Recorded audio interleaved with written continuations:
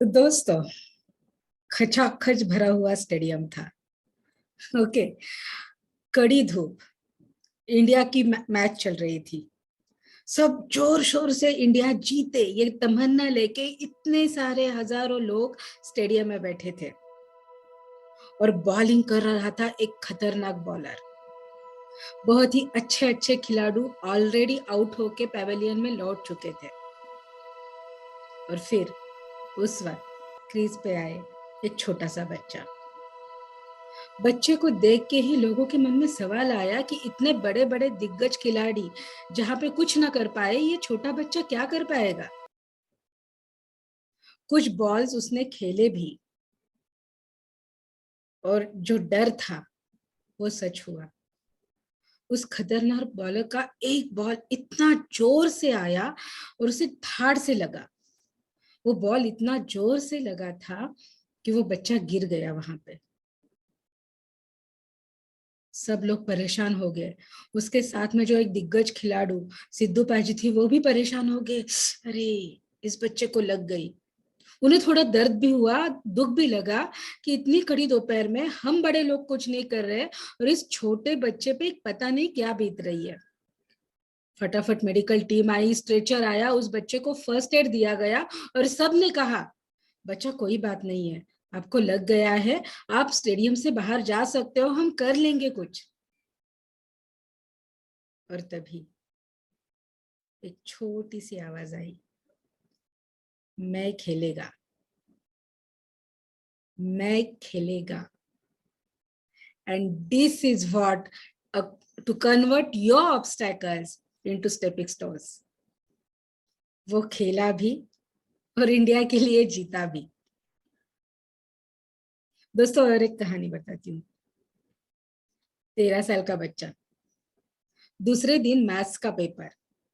अब गलती से अपना मैथ्स का सारा बुक भूल के आया अपने चाचा के पास। बुक नहीं तो पढ़ाई कैसे करेंगे। उसने तुरंत पापा को फोन लगाया, पापा प्लीज मुझे वो बुक दिलवा देना, मैं मेरे अंकल के यहाँ भूल गया हूँ। पापा ने कहा, इतना जल्दी कैसे हो सकेगा बेटा। नहीं तो फिर पापा, अगर आपके पास वक्त नहीं तो प्लीज उन्हें बोलना कि वो पार्सल कर दे।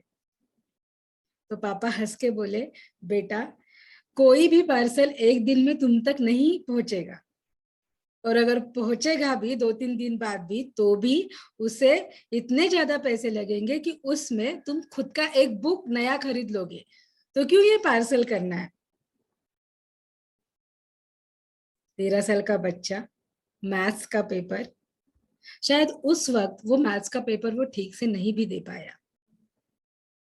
परेशानी हुई, ऑब्स्टेकल तो आ गए।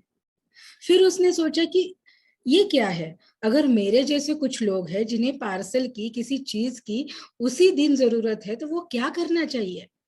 मुश्किलें तो कुछ भी आ सकती है।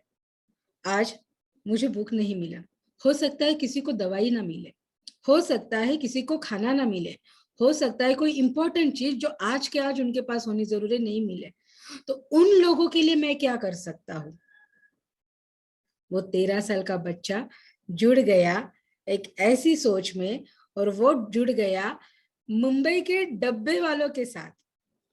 और फिर उसने स्टार्ट की एक कंपनी, पेपर्स एंड पार्सल्स, जो कम से कम दामों में उसी दिन लोगों तक उनके पार्सल पहुंचाती है। आज वहां 200 से भी ज्यादा कर्मचारी काम करते हैं और 300 से भी ज्यादा डब्बे वाले लोग उनसे एसोसिएटेड है, कॉन्ट्रैक्ट बेसिस पे काम करते हैं। एंड उम्र इज जस्ट 13 years।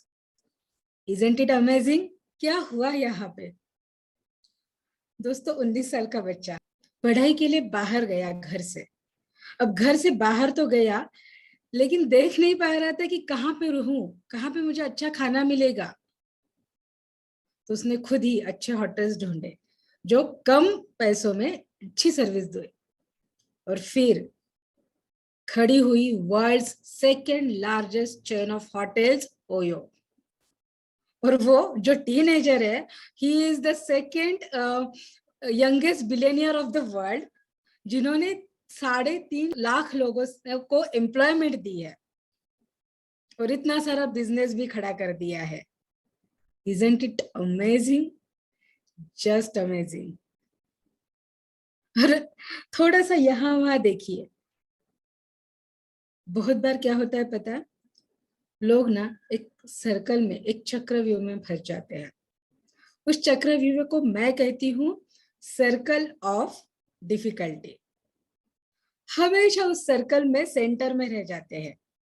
मतलब हाँ, मुझे सक्सेसफुल तो होना है। वैसे यहाँ पे कितने लोग हैं जो चाहते हैं कि मैं सक्सेसफुल हूँ? Just type in the chat box S कि हम चाहते हैं सक्सेस। बहुत सारे लोग बड़े बड़े सपने भी देखते हैं। हाँ, मुझे सक्सेसफुल होना है। हाँ, मुझे सक्सेसफुल होना है। हाँ, मुझे सक्सेसफुल होना है। लेकिन क्या करूं? अभी तो मेरी उम्र छोटी है। क्या करूं? मेरे मम्मी पापा इतने अमीर नहीं है। क्या करूं? मेरे मम्मी पापा का सपोर्ट नहीं है। क्या करूं? मेरे पास पैसे नहीं है। मुझे अच्छे मार्क्स तो लाने हैं, लेकिन क्या करूं? टीचर ने अच्छा पढ़ाया ही नहीं है। क्या करूं? सब्जेक्ट बहुत बोरिंग है। क्या करूं? क्या करूं? Circle of difficulty. और ये जो चक्रव्यूह है ना, इसे भेदना होगा, बहुत पावरफुली भेदना होगा, और जंप करना है सर्कल ऑफ पॉसिबिलिटीज में।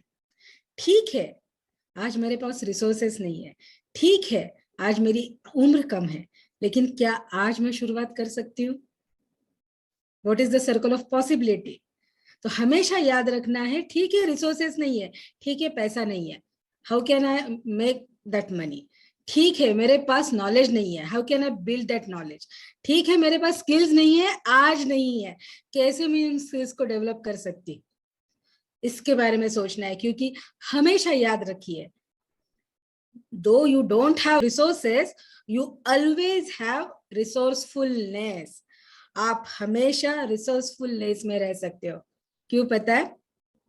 क्योंकि भगवान श्री कृष्ण खुद भगवत गीता में कहते हैं, ममे वांशो जीव लोको जीव भूतो सनातना। मतलब सनातन काल से मैं इस प्रकृति के हर एक जीवात्मा में रहता हूं। तो अगर भगवान श्री कृष्ण जी आप में, हम में है, तो कितनी सारी रिसोर्सफुलनेस, कितना सारा पावर हम में ऑलरेडी है। समुद्र को लीजिए, समुद्र के जो पूरा केमिकल इक्वेशन है ना, वही इक्वेशन उसके एक बूंद का भी होता है। और यही थियरी यहाँ पे भी लागू होती है। और इसीलिए जो भगवान श्री कृष्ण कहते हैं ना, ममे वंशो जीव लोको जीव भूतो सनातन, जब भी कोई मुश्किल आए उसे यही सेंटेंस सुनाना कि मुझ में भगवान श्री कृष्ण का वास है, और मुझ में वो ताकत है कि इस ऑब्स्टैकल को मैं एक स्टेपिंग स्टोन बनाऊंगा, इस पे खड़ा रहूंगा, and I will jump to the next level, I will jump to the circle of possibility. Simple सी बात है, आज मैं कहाँ हूं देखना है, मुझे कहाँ जाना है देखना है, गैप एनालिसिस करना है, और रिसोर्सेज ढूंढने हैं, ढूंढने पड़ते हैं लोगों, दोस्तों ढूंढने पड़ते हैं कि मैं ये कैसे कर सकता हूँ। सोचो सोचो कैसे होगा, उस पे ध्यान देना है। पता है क्यों? क्योंकि on which ever thing you focus on that expands. अब जिस भी चीज पे फोकस करोगे वो बड़ी होगी, बड़ी होगी, बड़ी होगी। तो चॉइस इज योर्स। आप किस पे फोकस करना चाहते हो? चैलेंजेस पे, प्रॉब्लम्स पे, या सक्सेस पे? Choice is yours.